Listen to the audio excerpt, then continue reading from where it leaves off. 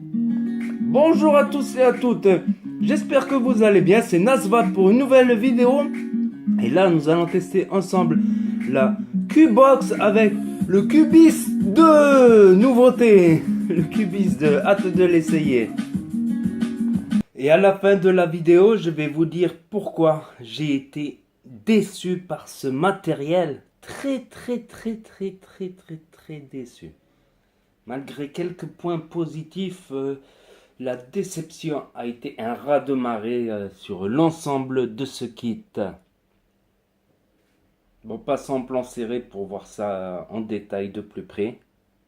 Donc voilà le packaging de la Qbox. Il y a un scratch d'authentification pour voir si c'est vrai. Faisons l'unboxing et voilà la box. Moi, ce qui m'a choqué, c'est la taille. Pour une 3000 mAh, elle est petite, mais franchement, elle est minuscule, quoi. Franchement, elle est minuscule. Nous avons ici de la mousse, un manuel d'utilisation de la Qbox en français, un manuel d'utilisation du Cubis 2, une carte d'attention, d'amorcer la résistance et comment on remplit, une carte de garantie, un câble USB pour le rechargement et la surprise. Ah bah y a rien. Là il y a des joints de rechange et un drip tip qui a disparu. Et il est où les drip tips? Oh, reviens. Hop là. Il est là le drip tip, un mini drip tip. Une résistance en 0,6 BF et à l'intérieur il y a une résistance 0,6 BFL ou BF. Ah, c'est pas bottom feeder, non. Il y avait aussi un Pyrex de rechange qui est maintenant ici. Donc vous avez compris, j'ai cassé l'autre Pyrex. Un drip tip 510 peut venir se plugger au-dessus. Je trouve que ça fait moins joli avec le drip tip. Mais il est bien ce drip tip, j'aime bien. Pour le Wasp Nano peut-être. Donc voici, voilà. Pin 510 qui ressort pas beaucoup.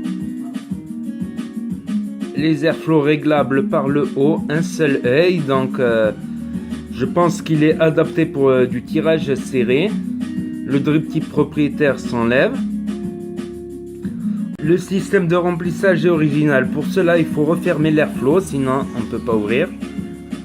On referme l'airflow, il y a comme une sorte de petit clips. Ensuite, on appuie et on ouvre. Et ainsi, on peut remplir sans avoir à visser, dévisser. Donc ça, c'est un gros plus. Donc, on appuie et on tire. On revient plaquer comme ça et ensuite on revient là.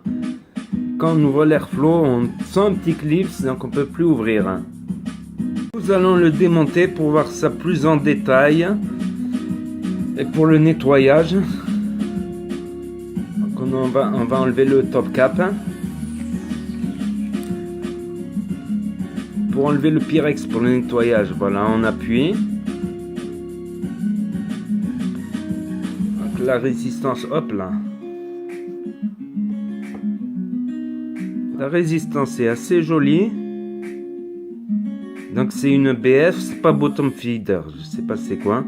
Donc c'est une 0,6 conseillée entre 15 et 26 watts. Donc à 15 watts c'est plutôt pour du tirage serré, pour du tirage indirect. Et à 26 watts, ben, on se rapproche du tirage aérien.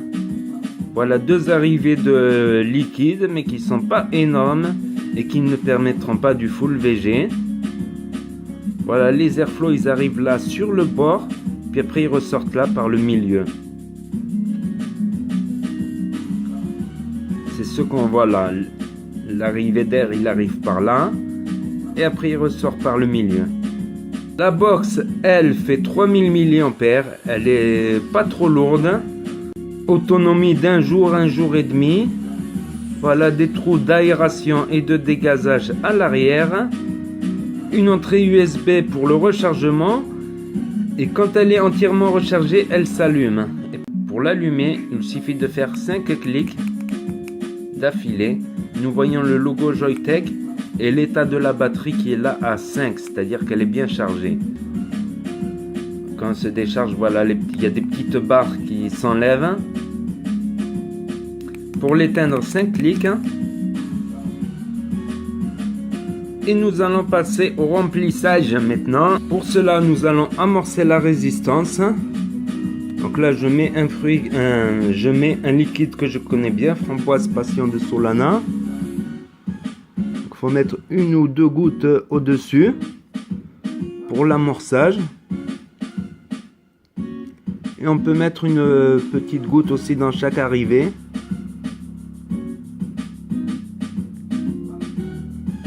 Ça, c'est pour l'amorcer. Ensuite, nous revenons mettre la résistance sur le top cap. Nous la vissons.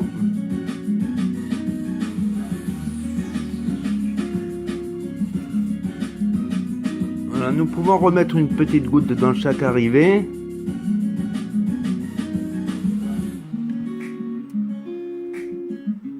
Ensuite, nous mettons le Pyrex sur la base.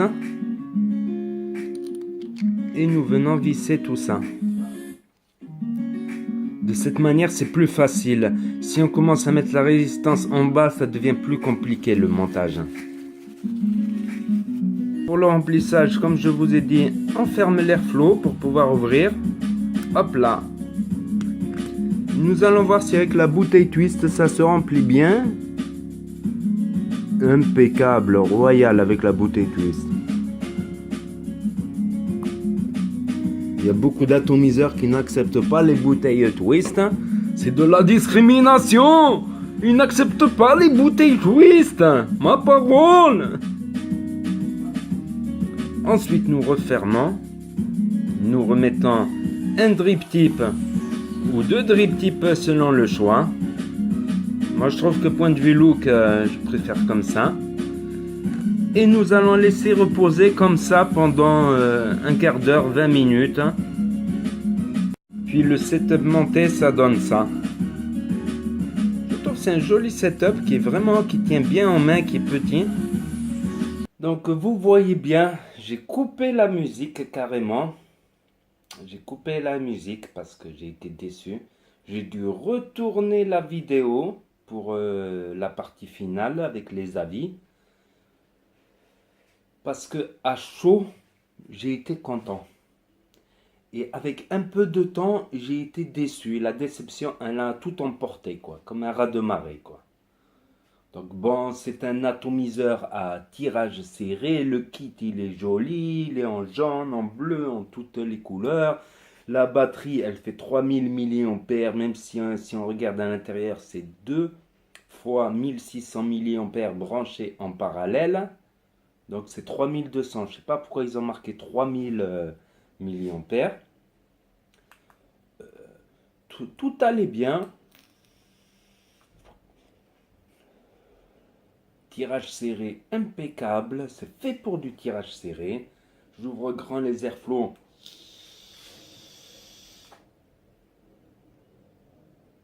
Les saveurs, elles sont là.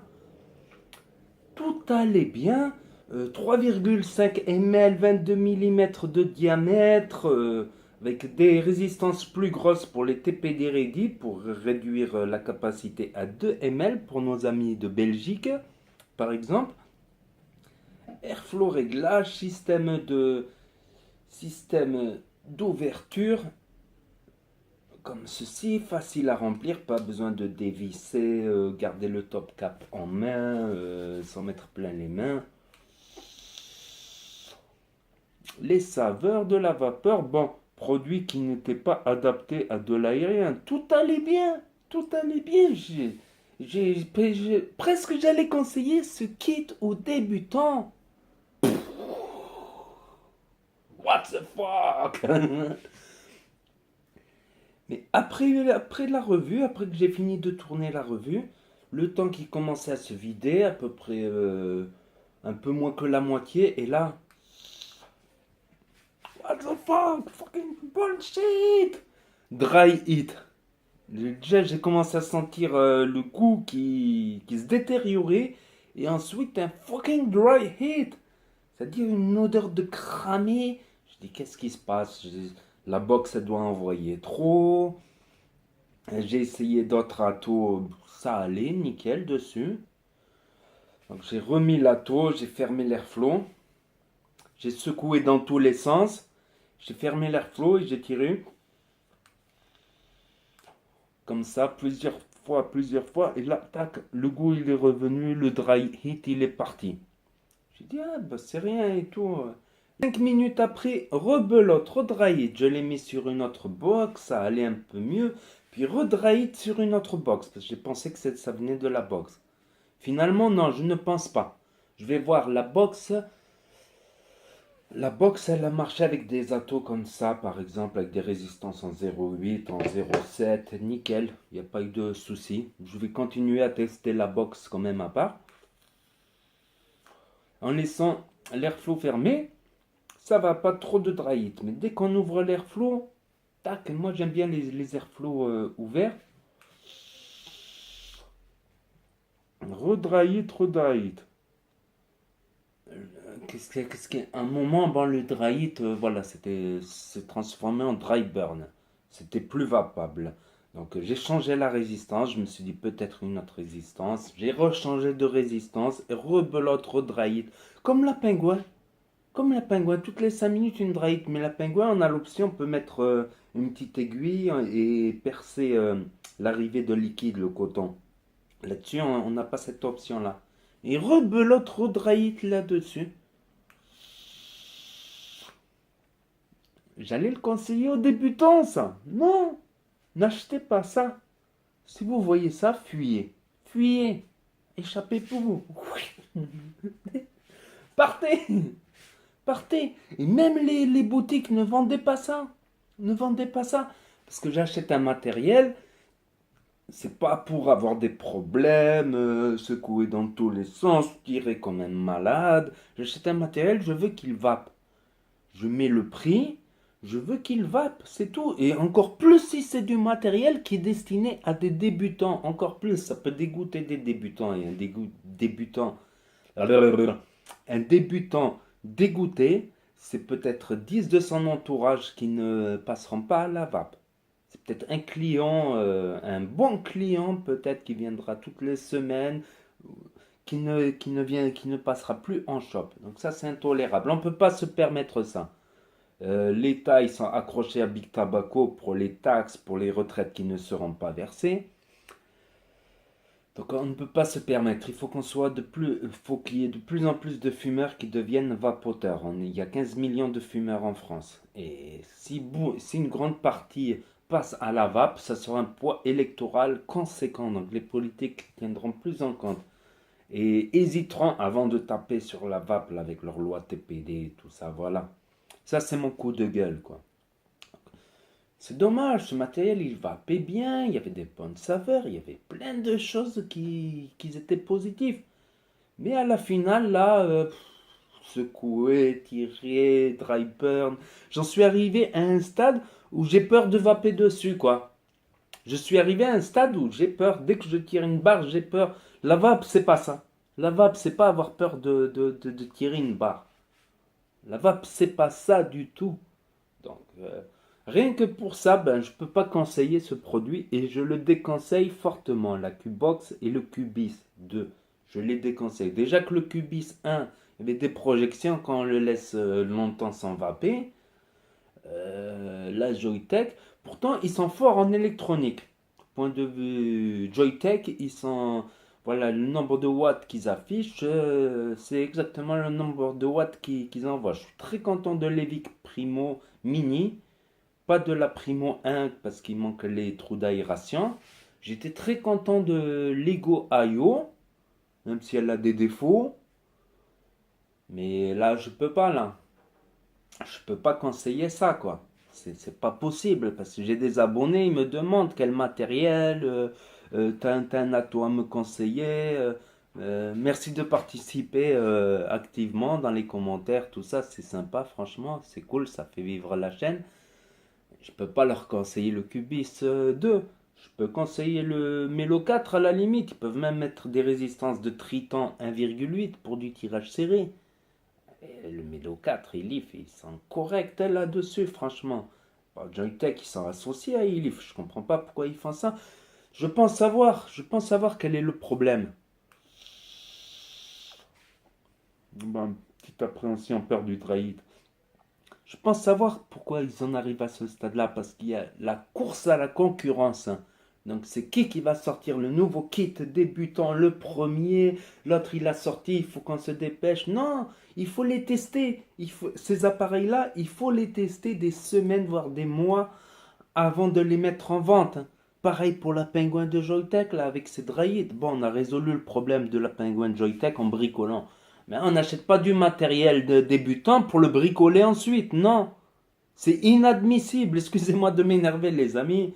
C'est inadmissible de vendre du matériel pour débutants, déjà 0,25 ohms, bon ça c'est une autre histoire.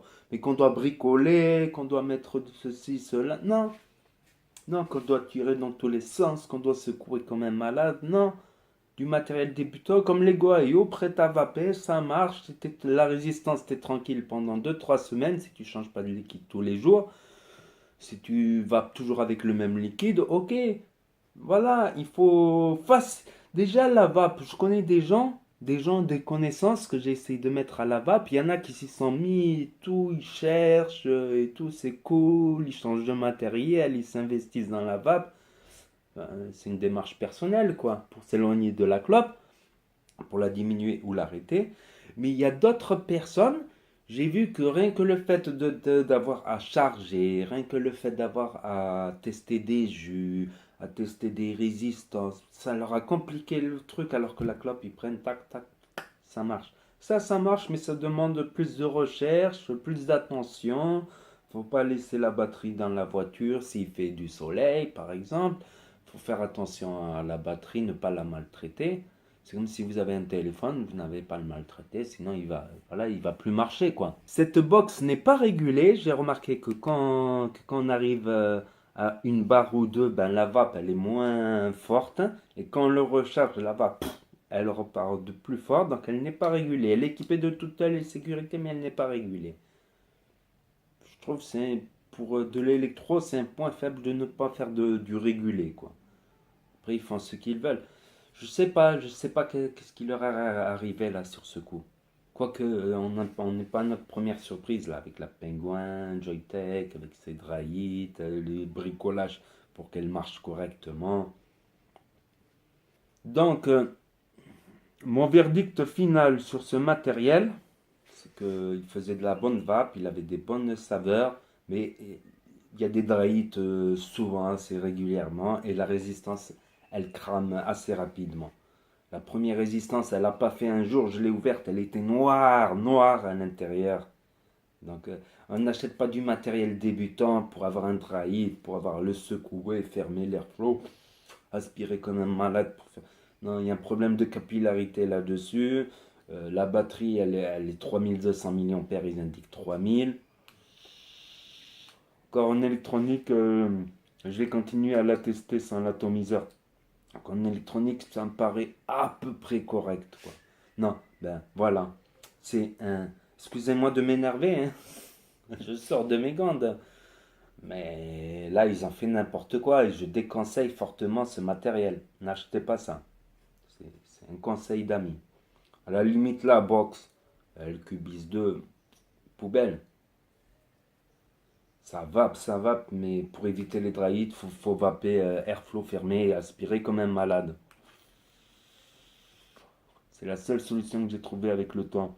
Encore le coup, un coup il est bon, un coup il se dégrade, un coup il remonte. Il y a un problème de capillarité là-dessus, grave. Comment ça, au bout d'un jour, tu as la résistance, elle est noire à l'intérieur, c'est pas possible. C'est pas, à la limite, un dry hit par semaine, un dry hit toutes les 2 semaines et tu changes de résistance toutes les 2 à 3 semaines, ok. Là, tous les jours, c'est pas possible. C'est pas possible. J'ai acheté moi-même ce kit-là. Je pense savoir où je vais me le mettre, quoi. Je peux pas filer ça à quelqu'un, je sais pas. À la limite, la box, ouais.